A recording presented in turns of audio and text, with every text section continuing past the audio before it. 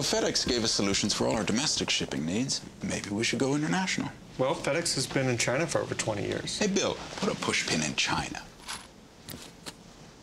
Bill, that's Russia.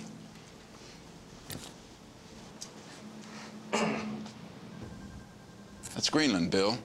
You have no idea where China is, do you? Whoa! FedEx, shipping to over 200 cities in China. Welcome to our new Business Week video podcast called Entrepreneur's Notebook.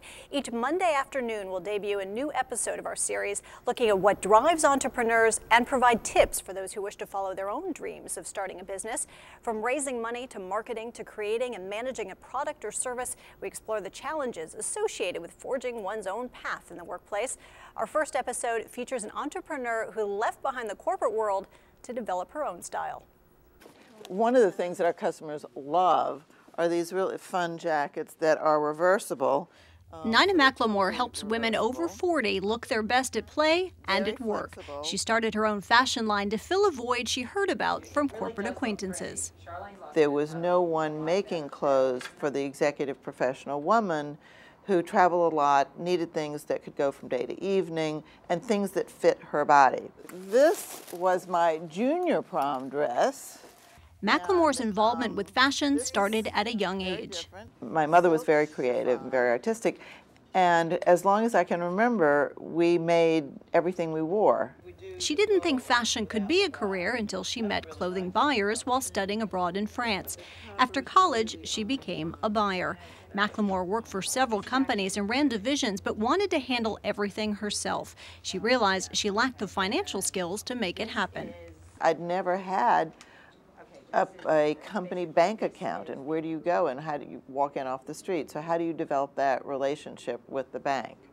Entrepreneur Emily Stone says many women who consider starting their own businesses lack an understanding of money matters. She sees this all the time as an advisor to the Center for Women's Business Research.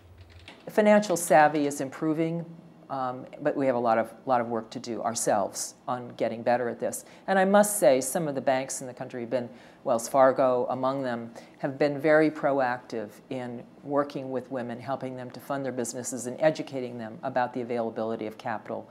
McLemore hit the books at Columbia to improve her knowledge. So I decided to go to business school. I'm 48 years old. People thought I was crazy. 4 years ago, after a stint working as a venture capitalist, she plunked down $500,000 of her own money and started her own line. It took $500,000 more to keep her going. McLemore says annual sales are now in the $10 million range.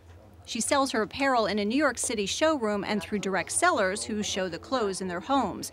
Jackets, the mainstay of the business, run from $350 up to $1,100, but average about $700.